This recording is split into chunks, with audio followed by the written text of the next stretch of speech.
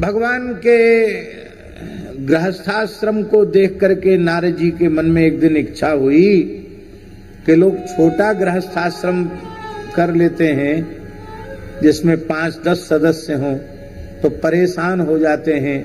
कहते गृह कार्य नाना जंजाला तेति दुर्गम शैल विशाला।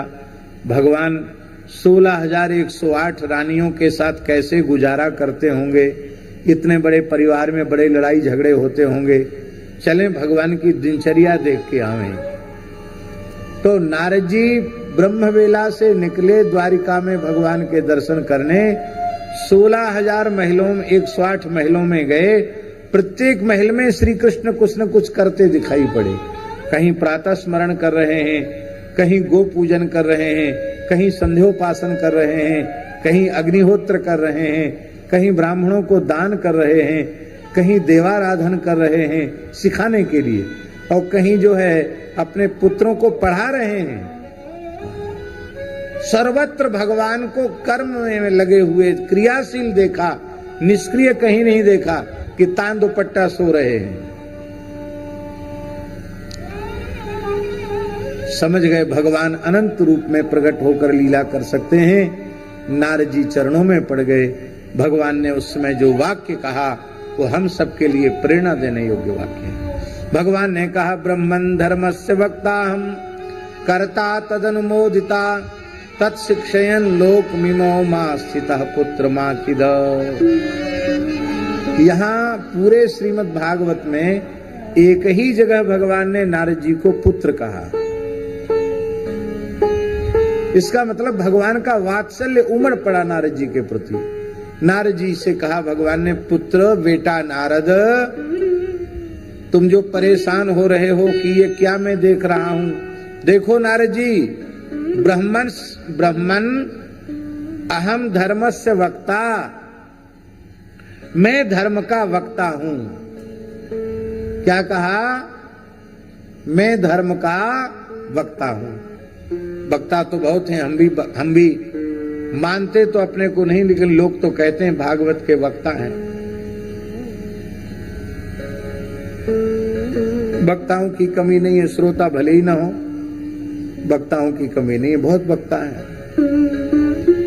लेकिन आगे जो बात भगवान बोल रहे हैं वो ध्यान देने योग्य है। ब्रह्मन् धर्मस्य वक्ताहम् कर्ता, मैं केवल धर्मोपदेश करता नहीं हूं, जो मैं धर्म का प्रवचन करता हूं उसके अनुरूप आचरण भी करता हूं। आज स्वामी जी समस्या ये है कि धर्मोपदेशकों की संख्या बहुत है, लेकिन अपने ज्ञान का आदर करके उसके अनुसार चलने वाले लोग बहुत कम हैं। इसलिए समाज पर जो प्रभाव पड़ना चाहिए उपदेशों का, वो प्रभाव नहीं पड़ रहा है। हमने एक संत का स्मरण किया था, श्री चतुरदास जी महाराज। वृंदावन में उनकी कुंज है जिसे कंगाल कुंज कहा जाता है, बंसीवट क्षेत्र में ही है। बहुत प्राचीन निम्बार्क संप्रदाय का स्थान है। उस स्थान का नाम है कंगाल कुंज। उसके संस्थापक पूज्य श्री चतुरदास जी महाराज ऐसे भजनानंदी संत थे कि बिना पढ़े लिखे थे। उन्होंने भेड़ बकरी चराने वालों की ओर देखकर कह दिया, भैया क्या जीवन भर भेड़ बकरी ही चराते रहोगे? बाबा क्या करें, रोजी रोटी नहीं चराएंगे तो कैसे पेट भरेगा? बोले हम ये थोड़ी करें भेड़ बकरी मत चराओ, पर राम राम कियो करो, भजन कियो करो, हरि नाम लिया करो। महाराज उनकी इतनी सी वाणी का इतना प्रभाव हुआ कि उनसे जुड़े हुए भेड़ बकरी चराने वाले भी 1-1 लाख नाम रोज जप लेते। तो हमारे जैसे व्यासपीठ पर बैठकर प्रवचन तो वो नहीं करते थे। उनकी वाणी में इतना बल कैसे था? क्योंकि उन संत के रोम रोम से नाम प्रकट होता था। आपने मोर देखा है? मयूर, मोर का कंठ कैसे चलता है? ऐसे ऐसे चलता मोर का कंठ। ऐसे ही सोते समय भी उनका कंठ चलता था। अद्भुत नाम जापक थे।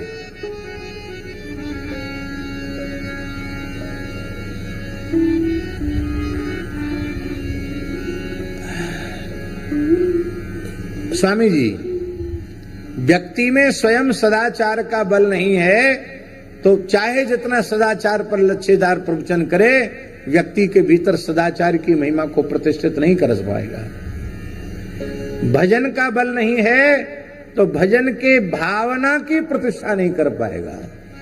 इसलिए ब्रह्मन् धर्मस्य वक्ताहम कर्ता, मैं केवल वक्ता नहीं हूं, तदनुरूप आचरण करता भी हूं।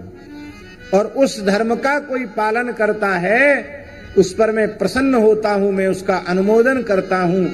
उसी सनातन धर्म को अपने चरित्र के माध्यम से सारे संसार को सिखाने के लिए मैंने अवतार लिया है।